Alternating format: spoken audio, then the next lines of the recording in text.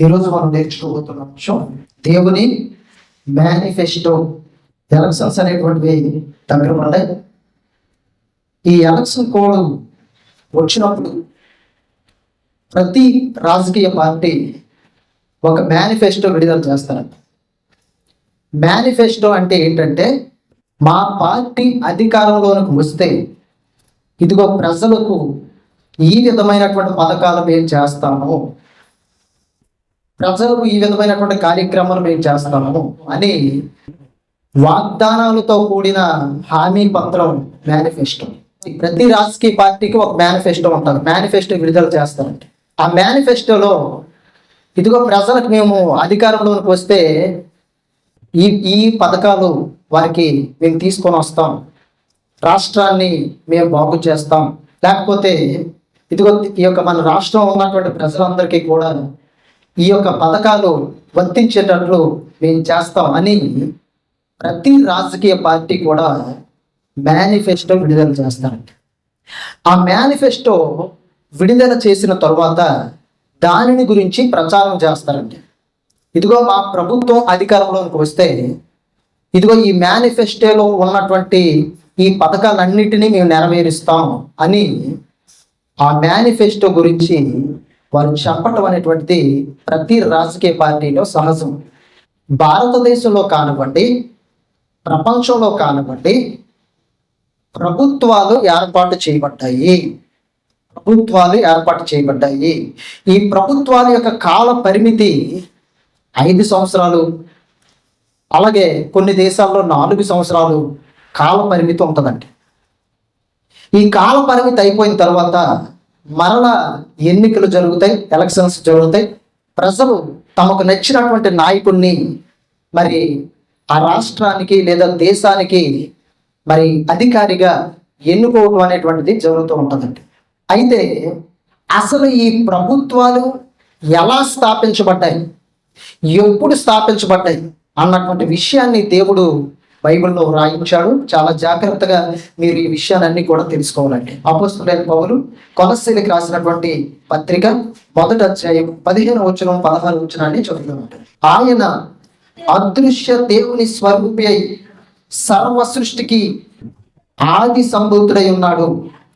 ఎలయనగా ఆకాశమందున్నవి, భూమి అందున్నవి, దృశ్యమైనవి గాని అదృశ్యమైనవి గాని, అవి సింహాసనములైనను, ప్రభుత్వములైనను, ప్రధానులైనను, అధికారములైనను సర్వమును ఆయన యందు సృజింపబడెను.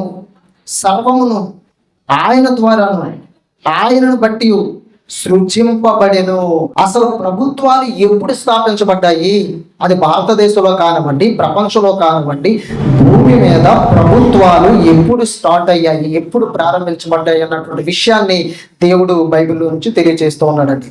ఏంటంటే, ఆయన అదృశ్య దేవుని స్వరూపి అయి, ఎవరు? ప్రభువైన యేసుక్రీస్తు అదృశ్య దేవుని స్వరూపి అయి. అంటే అదృశ్య దేవుడు అంటే ఎవరంటే తండ్రి అయిన దేవుడు. ఎవరు కూడా ఆయన స్వరూపం చూడలేదు, ఆయన స్వరాన్ని వినలేదు. ఆయన అదృశ్యుడు, ఎవ్వరు ఆయన చూడలేరు, ఆయన సమీపించలేరు. సమీపించరాని తేజస్సులో ఆయన మాత్రమే వసించుచు అమరత్వం గలవాడై ఉన్నాడు. కాబట్టి ఇప్పటి వరకు ఆదాం మొదలుకొని నేటి వరకు కూడా భూమి మీద మనిషి అన్నవాడు ఎవరు కూడా తండ్రి అయిన దేవుని స్వరాన్ని వినలేదు, ఆయన స్వరూపాన్ని కూడా చూడలేదు. కానీ అదే తండ్రి అయిన దేవుని రొమ్మున ఆనుకొని ఉన్నటువంటి ప్రభు అయిన యేసుక్రీస్తు కోసం అపోస్తలుడైన పౌలు ఏం చెప్తున్నాడంటే, ఆయన అదృశ్య దేవుని స్వరూపి అయి అన్నాడండి.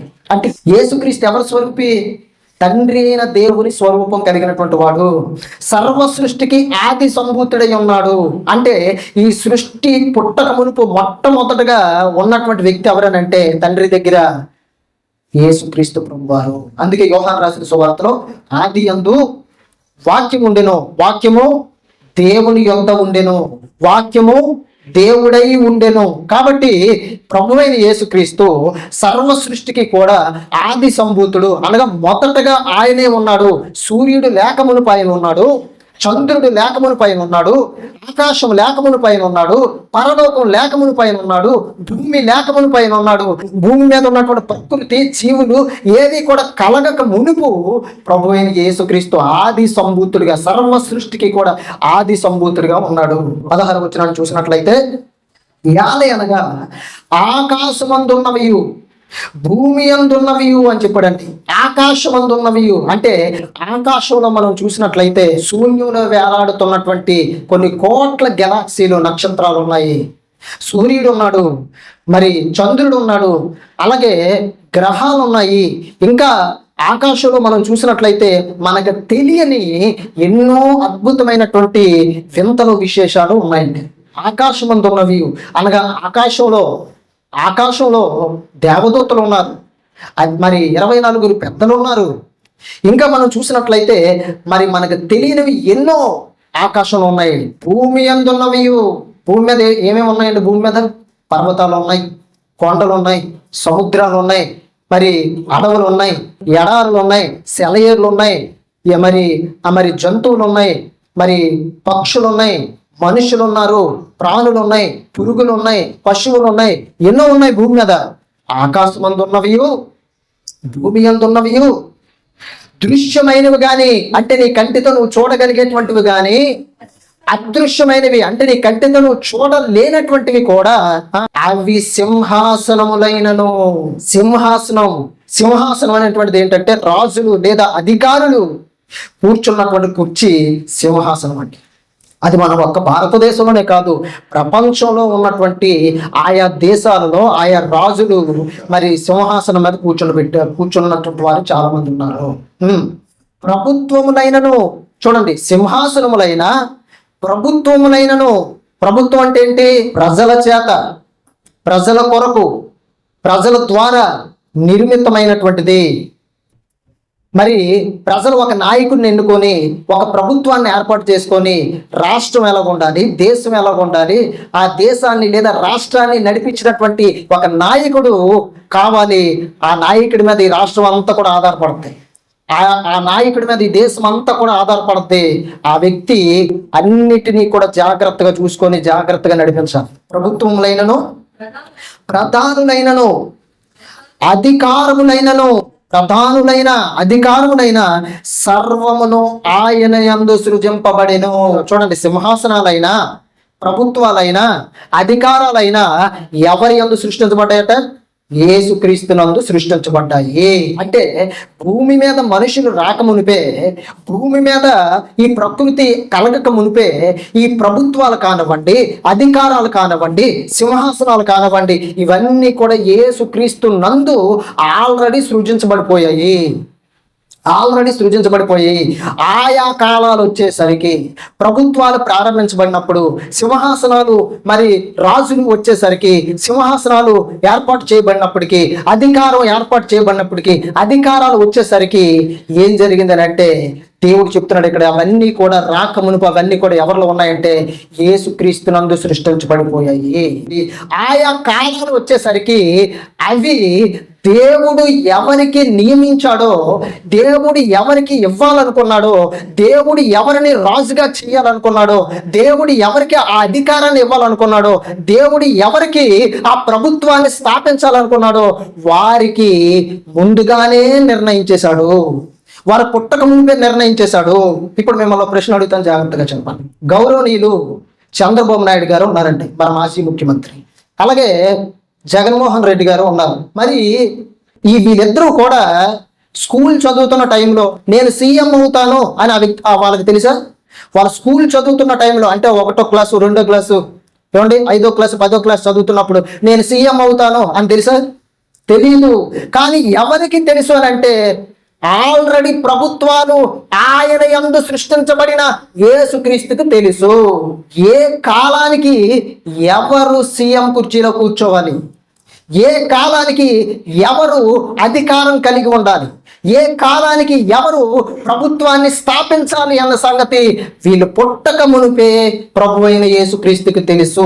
ఎందుకనంటే అన్నీ కూడా సర్వం కూడా ఆయన యందు సృష్టించబడ్డాయి. మన రాష్ట్రానికి మరి చాలా మంది ముఖ్యమంత్రులు వచ్చారండి. గౌరవనీయులైనటువంటి వారు చాలా మంది ముఖ్యమంత్రులు వచ్చారు.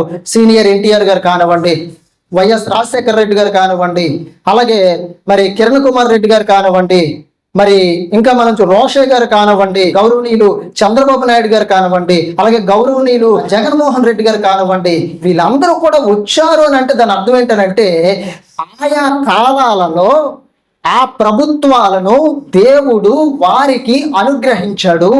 ఆయా కాలాలలో దేవుడు అధికారాన్ని వాళ్ళ చేతుల్లో పెట్టి వారిని సింహాసనం మీద కూర్చోబెట్టాడు. ఒకసారి ఆ మాట చూద్దాం. దానియేలు గ్రంథం 5వ అధ్యాయం 21వ వచనం. అప్పుడు అతడు మానవుల యొద్ద నుండి తరమబడి పశువుల వంటి మనసు గలవాడాయను. మహోన్నతులకు దేవుడు మానవుల రాజ్యములలో ఏలుచు ఎవరిని స్థాపింపగోరునో వారిని స్థాపించినని అతడు తెలుసుకున్నట్లు దేవుడట మానవుల రాజ్యములో ఏరుచు ఎవరిని స్థాపింపగోరునో వారిని స్థాపించునని. అంటే దేవుడు ఏ ప్రభుత్వాన్ని అయితే అనుకుంటాడో ఆ ప్రభుత్వం వచ్చి తీరుతుంది. ఏ అధికారిని సింహాసనం మీద కూర్చుండబెట్టాలని దేవుడు అనుకుంటాడో ఆ అధికారి, ఆ అభ్యర్థి ఆ యొక్క అధికారాన్ని చేపడతాడు. ఎందుకు అనంటే వాళ్ళ పుట్టక మునిపే ఆల్రెడీ దేవుడు నిర్ణయించేశాడు. ఆ వ్యక్తికి సీఎం అవుతానని కానీ, సర్పంచ్ అవుతానని కానీ, లేదా జంపీటీసీ అవుతానని కానీ, ఎమ్మెల్యే అవుతానని కానీ, ఎంపీ అవుతానని కానీ, లేదా ముఖ్యమంత్రి అవుతానని కానీ, లేదా ప్రధానమంత్రి అవుతానని కానీ చిన్న వయసులో ఏ వ్యక్తికి తెలియదు. కానీ తల్లి గర్భంలో ఉన్నప్పుడే దేవుడు ఆల్రెడీ ఈ వ్యక్తి పలాని టైంలో సింహాసనం మీద కూర్చుంటాడు అని దేవుడు ముందుగానే నిర్ణయించేశాడు. రేపు జరగబోతున్నటువంటి ఎలక్షన్స్ కానివ్వండి, జూన్ 4వ తేదీన రాబోతున్నటువంటి రిజల్ట్స్ లో కానివ్వండి, ఎవరు వస్తారన్న సంగతి ప్రజలకు కానీ పార్టీ అభ్యర్థులకు కానీ తెలుసా? తెలియదండి. మాది గెలుస్తుందని వీళ్ళు అనుకుంటున్నారు, మాది గెలుస్తుందని వాళ్ళు అనుకుంటున్నారు. అలా ఎక్స్పెక్టేషన్స్ ఉంటాయి తప్ప ఎవరు గెలుస్తారు అన్న సంగతి ఒకే ఒక వ్యక్తికి తెలుసు. ఎవరు ఆ వ్యక్తి అని అంటే ప్రభు అయిన యేసుక్రీస్తు. కాబట్టి క్రైస్తవులు అనబడినటువంటి మనం, క్రైస్తవులుగా జీవిస్తున్న మనం, క్రీస్తులు ధరించుకున్నటువంటి మనం మరి ప్రార్థన చేయాలి. ఎవరి కోసం ప్రార్థన చేయాలి? అసలు ఏ విధంగా ప్రార్థన చేయాలి? ఈ యొక్క ఎలక్షన్స్ కొరకు కానివ్వండి, లేకపోతే ఈ రాజకీయ నాయకుల కోసం కానివ్వండి, ఈ పార్టీల కోసం కానివ్వండి, అసలు ఏ విధంగా ప్రార్థన చేయాలో ఒక మాట మనం చూద్దామండి. అపోస్తలుడైన పౌలు తిమోతికి రాసిన మొదటి పత్రిక 2వ అధ్యాయం 1-3 వచనాలు. మనము సంపూర్ణ భక్తియు మాన్యతయు కలిగి నెమ్మదిగాను సుఖముగాను బ్రతుకు నిమిత్తం అన్నిటికంటే ముఖ్యముగా మనుషులందరి కొరకు, రాజుల కొరకు, అధికారులందరి కొరకును విజ్ఞాపనలను, ప్రార్థనలను, యాచనలను, కృతజ్ఞతాస్తుతులను చేయవలనని హెచ్చరించుచున్నాను.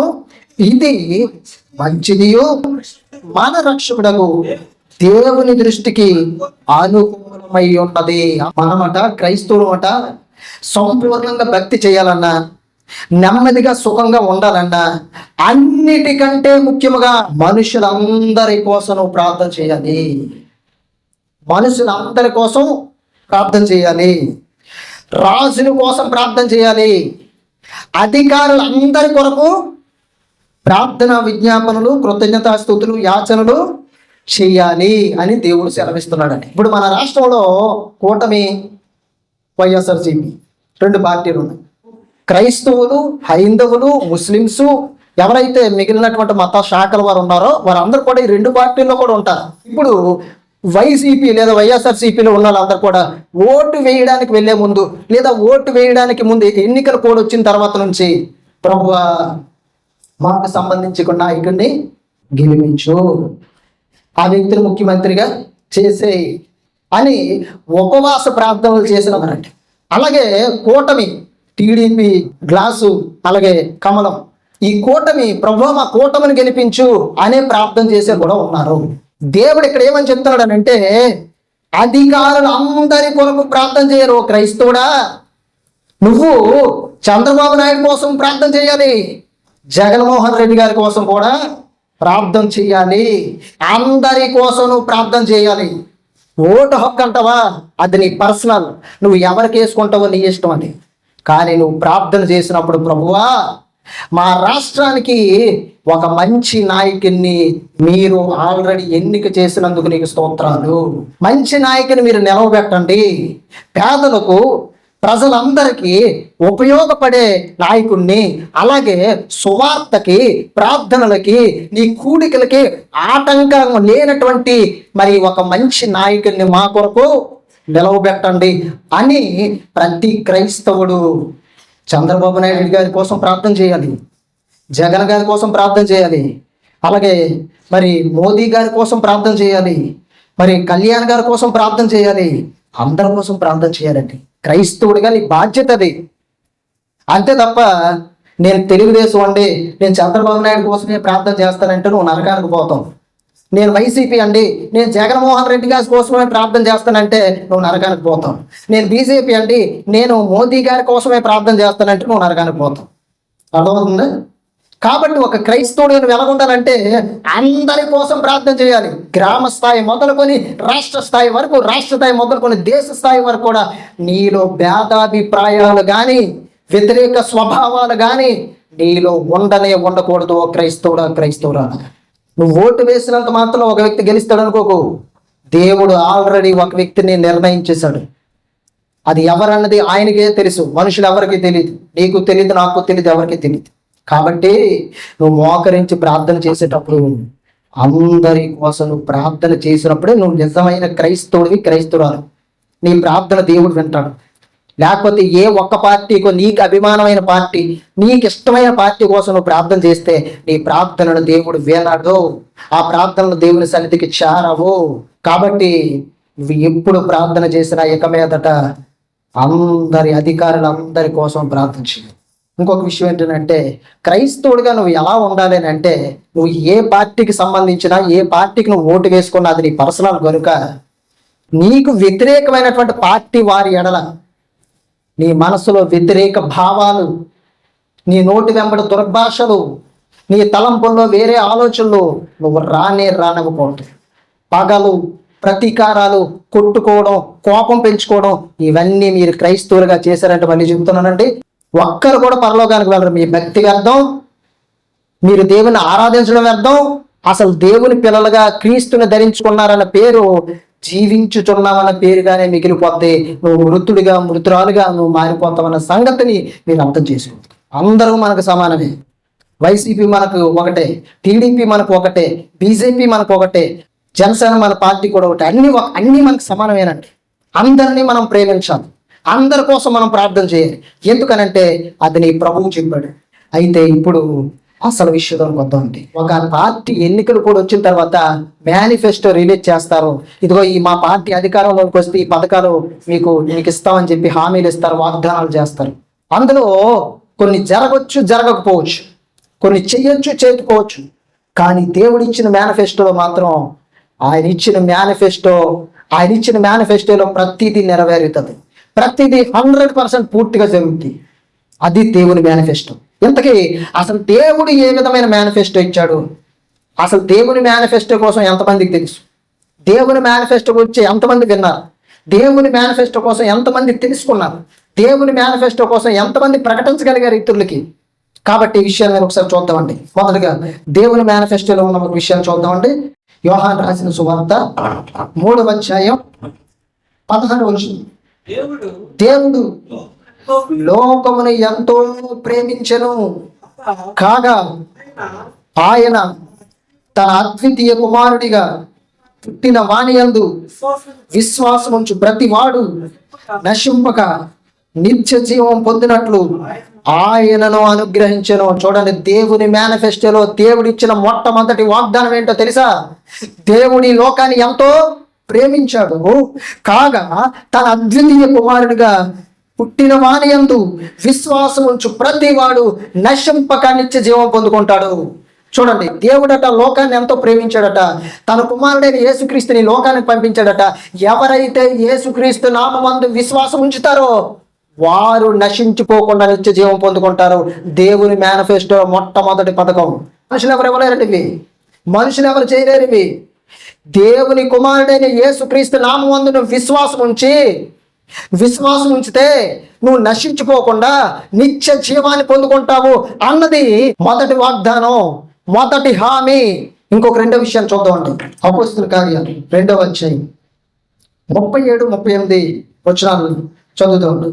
వారు ఈ మాట విని హృదయంలో నొచ్చుకొని, సహోదరులారా మేమేమి చేద్దామని పేతురును అపోస్తలులను అడగ్గా, పేతురు మీరు మారు మనసు పొంది పాప క్షమాపణ నిమిత్తము ప్రతివాడు యేసుక్రీస్తు నామమును బాప్తిస్మం పొందుడి. దేవుని యొక్క మేనిఫెస్టోలో 2వ వాగ్దానం ఏంటో తెలుసా?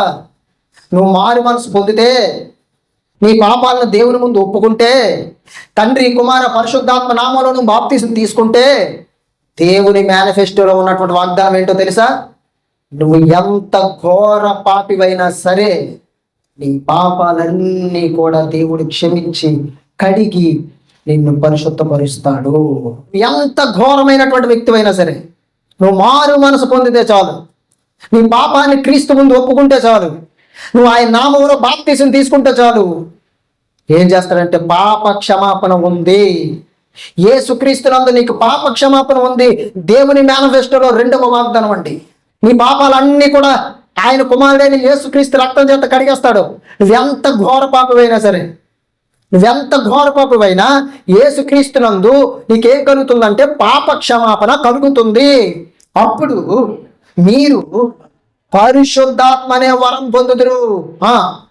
ఈ వాగ్దానము మీకు, మీ పిల్లలకు, దూరస్తులందరికీ, అనగా ప్రభువైన మన దేవుడు తన యొద్దకు పిలిచిన వారందరికీ చెందినని వారితో చెప్పాను. చూడండి, దేవుని మేనిఫెస్టోలో 3వ వాగ్దానం ఏం చేశాడో తెలుసా? నువ్వు మారు మనసు పొంది పాప క్షమాపణ నిమిత్తం తండ్రి కుమార పరిశుద్ధాత్మ నామమును బాప్తిసం తీసుకుంటే యేసుక్రీస్తు రక్తము చేత నీ ప్రతి పాపం కడిగి వేయబడి పాప క్షమాపణ వస్తుంది. ఇప్పుడు దేవుని మేనిఫెస్టోలో 3వ వాగ్దానం ఏంటో తెలుసా? అలా బాప్తిజం తీసుకున్న నువ్వు, పాప క్షమాపణ పొందిన నీకు పరిశుద్ధాత్మను వరముగా దేవుడు నీ జీవితంలోకి లేదా నీ శరీరంలోనికి పంపిస్తాడు, నీ దేహంలోనికి పంపిస్తాడు. పరిశుద్ధాత్ముడు వరముగా నీలోనికి వస్తాడు. దేవుడు ఇచ్చినటువంటి మేనిఫెస్టోలో 3వ వాగ్దానం.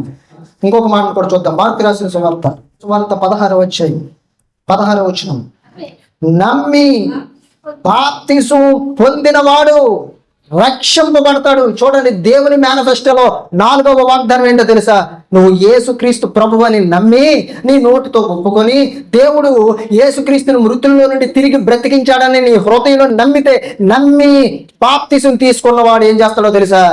రక్షింపబడతాడు. దేవుడు నీకు రక్షణ ఇస్తాడండి. ఎక్కడి నుంచి రక్షణ? పాపం నుండి. ఎక్కడి నుంచి రక్షణ? నరకం నుండి. నువ్వు నశించవు, నిత్య జీవాన్ని పొందుకుంటావు. దేవుని మేనిఫెస్టోలో 4వ వాగ్దానం ఏంటో తెలుసా? నమ్మి బాప్తిసం పొందినవాడు ఏం చేస్తాడో తెలుసా? రక్షించబడతాడు. దేవుడిచ్చినటువంటి మేనిఫెస్టోలో వాగ్దానాలు ఆశ్చర్యపరిచే వాగ్దానాలు, మనుషులు చెయ్యలేని వాగ్దానాలు, మనుషులు నెరవేర్చలేని వాగ్దానాలు దేవుని మేనిఫెస్టోలో ఉన్నాయంటే మీరు ఆశ్చర్యం కలగాలి. ప్రతిది కూడా నెరవేరుస్తాడు. 100% ప్రతిది కూడా నెరవేరుస్తాడు. అది ప్రభు అయిన యేసుక్రీస్తు అంటే.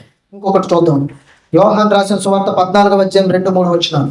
నా తండ్రి అంట అనేక నివాసములు కలవు, లేని ఎడల మీతో చెప్పుదును, మీకు స్థలము సిద్ధపరచ వెళ్ళుచున్నాను. నేను వెళ్ళి మీకు స్థలము సిద్ధపరిచిన ఎడల నేనుండు స్థలంలో మీరు ఉండులాగా మరలా వచ్చి నా యొక్క ఉండుడికి మిమ్మల్ని తీసుకొని పోవదును. దేవుని మేనిఫెస్టోలో 5వ వాగ్దానాన్ని చూడండి. ఏమని యేసుక్రీస్తు ప్రభువు చెప్తున్నారు తెలుసా? మీ హృదయాలను కలవరపడనివ్వకుడి. మేళవచనాల్లో నా తండ్రి అంట అనేక నివాసములు కలవు, ఇదిగో నేను మీకు స్థలాన్ని సిద్ధపరచడానికి వెళ్తున్నాను. నేనుండు స్థలంలో మీరు కూడా ఉండేలాగా నేను మరలా వచ్చి నేను నా యొద్ద ఉండుటకు మిమ్మల్ని నేనేం చేస్తాను? తీసుకొని వెళ్తాను. ఏ దేవుడు అండి చెప్పాడు? ఏ దేవుడు ఇవ్వగలిగాడు ఈ వాగ్దానాన్ని? ఏ పార్టీ ఇవ్వగలిగింది ఈ వాగ్దానాన్ని? లార్డ్ జీసస్ క్రైస్ట్, యేసుక్రీస్తు మాత్రమే ఇవ్వగలిగాడు ఈ వాగ్దానం. ఆయన మేనిఫెస్టోలో ఉన్నటువంటి 5వ వాగ్దానం ఏంటో తెలుసా? ఆయన మరలా వచ్చి మరలా వచ్చి భూమి మీదకు మరలా వచ్చి ఆయన ఉండే స్థలంలో నువ్వు కూడా ఉండేలాగన నీ కోసం స్థలాన్ని సిద్ధపరచడానికి ముందుగా వెళ్ళి ఆయన మరలా వచ్చి ఆయన ఉండే స్థలంలో నువ్వు కూడా ఉండేలాగన నేను చేస్తానని చెప్పాడో తెలుసా? ఆయన ఉండే స్థలం దగ్గరికి, ఆయన ఉండే ప్లేస్లోకి నిన్ను తీసుకొని వెళ్తాను అని చెప్పాడండి. ఎంత గొప్ప ధన్యత అంటే, పరలోకంలో దేవుని నివాసంలో నువ్వు ఉంటావు అని అంటే, దేవుని దగ్గర నువ్వు ఉంటావంటే, దేవుని చూస్తావు అని అంటే, దేవునితో ఉంటావు అని అంటే ఎంత గొప్ప విషయం అండి. ఒక క్రైస్తవురాలుగా నీ దేవుడు నీకోసం ఏమి ఇచ్చాడు, ఏమని రాయించాడో నువ్వు తెలుసుకోవాలి, నువ్వు నేర్చుకోవాలి, నీ బ్రతుకులో ఆ వాగ్దానాన్ని ఉంచుకోవాలి, అనేక మందికి ఆ వాగ్దానాన్ని ప్రకటించాలి. ఇదిగో దేవుడు ఇచ్చిన మేనిఫెస్టో, ఏ పార్టీ ఇవ్వలేని మేనిఫెస్టో నా దేవుడు ఇచ్చాడని నువ్వు చెప్పి తీరాలి. అర్థమైందండి? పాపక్షమాపణ, నిత్య జీవం, రక్షణ, పరిశుద్ధాత్మని, ఆయన ఉండే స్థలంలో నిన్ను కూడా ఉండేలాగానే మళ్ళీ వచ్చి నిన్ను తీసుకెళ్తానంటే ఎంత గొప్ప దేవుడు అండి, ఎంత గొప్ప వాగ్దానాలండి. ఈ వాగ్దానాలు, ఈ మేనిఫెస్టో, దేవుడి మేనిఫెస్టో నీకు తెలిస్తే నువ్వు ఏ రోజు కూడా ప్రభువుని విడిచిపెట్టవు.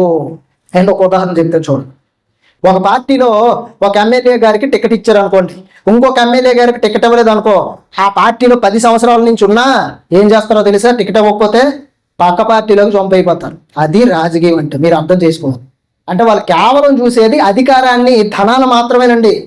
దానికోసమా మీకు పిచ్చి, దానికోసమా మీ ఆలోచనలు, దానికోసమా మీ విశ్వాస జీవితాన్ని తాకట్టు పెట్టేసుకుంటారు. ఆలోచించండి క్రైస్తవులారా. అంటే నీకంటే ఒక ఉన్నత స్థానంలో ఉన్నటువంటి ఒక అధికారే టికెట్ దొరకకపోతే వేరే పార్టీలోకి జంప్ అయిపోతారు. వాళ్ళకి మొహమాటాలు ఏమి ఉండవు. కానీ ఈ మధ్యలో ఉన్నటువంటి అమాయకులైనటువంటి ప్రజలే తిట్టుకొని, కొట్టుకొని, ద్వేషాలు పెంచుకొని, పగలు పెంచేసుకొని మరి వీరి జీవితాలు నాశనం చేసుకుంటారు తప్ప వాళ్ళు కాకపోతే ఇంకోళ్ళు ఉన్నారు, వాళ్ళు కాకపోతే ఇంకో పార్టీలోకి వెళ్ళిపోతారు అనుకుంటారు. సింపుల్గా అంతే. మధ్యలో ఉన్నారు బొర్రలు ఎడగొట్టేసుకోవడం, తిట్టుకోవడం, ద్వేషాలు పెంచేసుకోవడం, అన్నదమ్ముల మధ్య జగడం, అక్క చెల్లెల మధ్య జగడం, కుటుంబీకుల మధ్య జగడం. ఎందుకంటే ఇదంతా కూడా కేవలం అజ్ఞానం, జ్ఞానం లేకపోవడం. కేవలం అజ్ఞానం అంటే జ్ఞానం లేకపోవడం వల్ల ఇవన్నీ కూడా జరుగుతాయి. అరే వాళ్ళు బాగానే ఉన్నారుగా, నేనెందుకు కొట్టుకోవాలి, నా అన్నయ్య నేనెందుకు కొట్టుకోవాలి, నా తమ్ముడు నేనెందుకు కొట్టుకోవాలి, నా అక్క నేనెందుకు కొట్టుకోవాలి, నా చిన్న పెదనాన్న పిల్లలు మేమెందుకు కొట్టుకోవాలి, మీ రక్త సంబంధికులు అన్నటువంటి ఆలోచన ఏ ఒక్కరిలోనైనా ఉందా? ఉండదండి.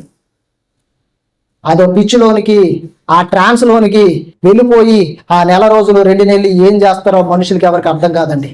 దీని అంతటికి కారకుడు ఎవరో తెలుసా? సాతానుడు.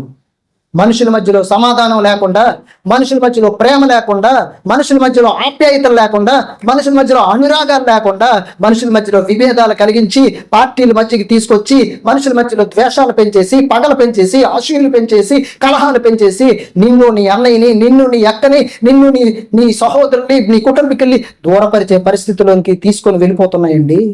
క్రైస్తవురాలుగా నువ్వు ఏం చేయాలో తెలుసా? ప్రేమను నింపాలి, సమాధానాన్ని నింపాలి, ప్రార్థన చేయాలి, అనేక మంది కోసం భారం కలిగి ప్రార్థన చేయాలి, అనేక మందితో సమాధానం, సహవాసం, ప్రేమ, నెమ్మది, సహనం, ఓర్పు కలిగి నువ్వు జీవించాలి క్రైస్తవుడు. అప్పుడే నువ్వు నిజమైనటువంటి క్రైస్తవుడివి, క్రైస్తవురాలివి. అప్పుడే నువ్వు నిజమైన దేవుని కుమారుడివి, కుమార్తెవి. ఇంకొక 6వ వాగ్దానం ఉందంటే చూడండి ఒకసారి. అపోస్తలుడైన పౌలు కొరింథీయులకు రాసిన 2వ పత్రిక 6వ అధ్యాయం 18వ వచనం. మనము జీవము గల దేవుని ఆలయమై ఉన్నాము, అందుకు దేవుడు ఎలాగూ సెలవిచ్చుచున్నాడు, నేను వారిలో నివసించి సంచరింతును. చూడండి దేవుని వాగ్దానం. నేను వారిలో నివసించి, నీలో నివసిస్తాడటండి నీ దేవుడు, నీలో ఉంటాడట ఆయన. దేవుడు ఉండేది పెద్ద పెద్ద చర్చిల్లో కాదు, దేవుడు ఉండేది మనుషుల చేత కట్టబడిన ఆలయాల్లో కాదు, దేవుడు ఉండేది నీలోనే.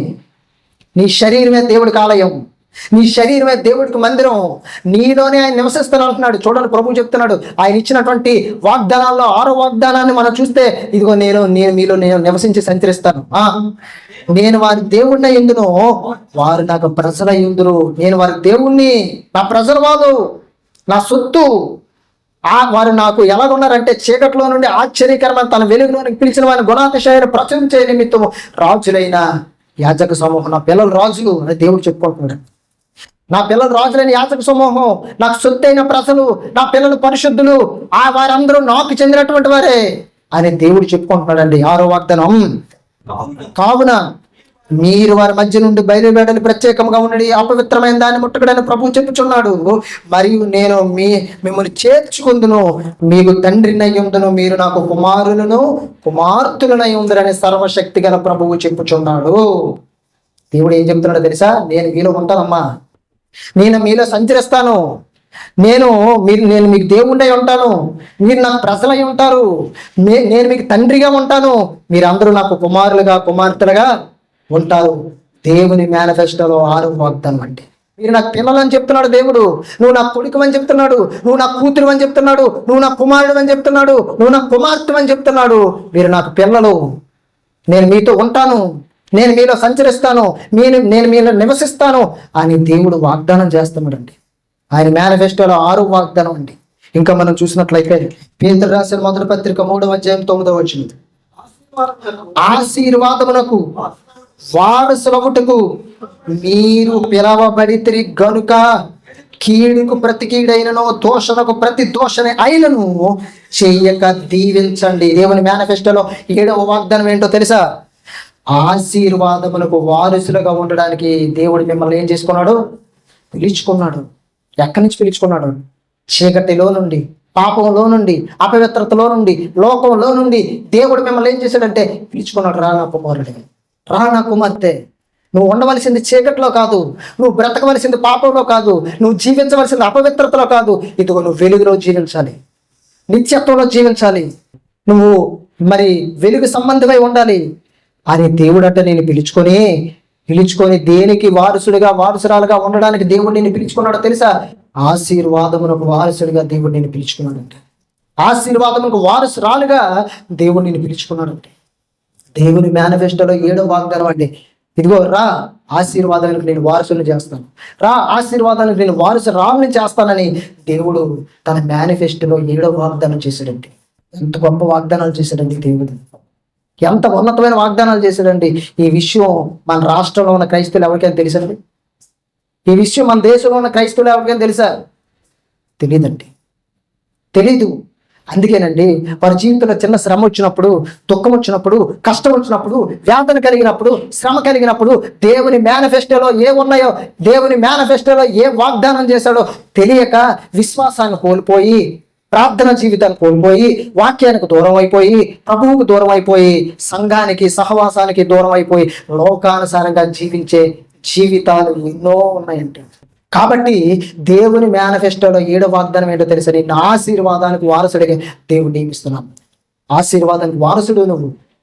ఈ భూమి మీద నీకు సెంట్ ల్యాండ్ కూడా ఉండకపోవచ్చు, ఈ భూమి మీద సరైన ఇల్లు కూడా నీకు ఉండకపోవచ్చు, ఈ భూమి మీద కొన్ని నీకు వెనకతల బ్యాంక్ బ్యాలెన్స్ ఏమి ఉండకపోవచ్చు, కానీ నువ్వు దేనికి వారసుడివి వారసురాలువో తెలుసా? క్రీస్తు చేత పిలవబడిన నీవు దేనికి వారసుడివి వారసురాలువో తెలుసా? పరలోకానికి. ఇంకొక మాట చూద్దామండి, పేతురు రాసిన 2వ పత్రిక 3వ అధ్యాయం 13వ వచనం, అయినను మనం ఆయన వాగ్దానమును బట్టి క్రొత్త ఆకాశముల కొరకును కొత్త భూమి కొరకును కనిపెట్టుచున్నాము, వాటి యందు నీతి నివసించును. దేవుడట ఆయన మేనిఫెస్టోలో 8వ వాగ్దానం ఏంటో తెలుసా? మనం ఆయన నామమును బట్టి, మనం ఆయన వాగ్దానమును బట్టి క్రొత్త ఆకాశము కొరకు క్రొత్త భూమి కొరకు కనిపెట్టుచున్నాము. దేవుడు ఏం చెప్పాడు? ఇదిగో క్రొత్త ఆకాశాన్ని క్రొత్త భూమిని మీకోసం చేస్తానని చెప్పాడు. దేవుడు నీకేదో ఇల్లు ఇస్తానో, లేకపోతే కొన్ని సెంట్లు భూమి ఇస్తానో, లేకపోతే నీకు ఈ పథకం ఇస్తానో చెప్పలే. ఏం చెప్పాడో తెలుసా? నీ కోసం ఆకాశాన్ని కొత్త చేస్తానని చెప్పాడు, నీ కోసం భూమినే కొత్త భూమిని తయారు చేస్తానని చెప్పాడు, మొత్తం భూమి మండలాన్ని కొత్త భూమిగా తయారు చేసేస్తానని చెప్పాడు. ఆయన కంటే ఎవరండి వాగ్దానాలు చేయగలరు? ఆయన కంటే మేనిఫెస్టో ఎవరు తయారు చేయగలరు? భూమియు దాని సంపూర్ణతయు దాని సర్వమును ఆయనవి. నీకోసం కొత్త ఆకాశాన్ని క్రొత్త భూమిని ఇస్తానన్నాడండి నీ ప్రభువు. నీ కోసం తన ప్రాణాన్ని ఇచ్చాడండి నీ ప్రభువు. నీ కోసం తన జీవితాన్ని ఇచ్చాడండి నీ ప్రభువు. నీ కోసం తన రక్తాన్ని ఇచ్చాడండి నీ ప్రభువు. ఆయనలాగా ఏ అధికారి అయినా చేయగలడా? ఆయనలాగా ఏ అధికారి అయినా నీ కోసం ప్రాణం పెట్టగలడా?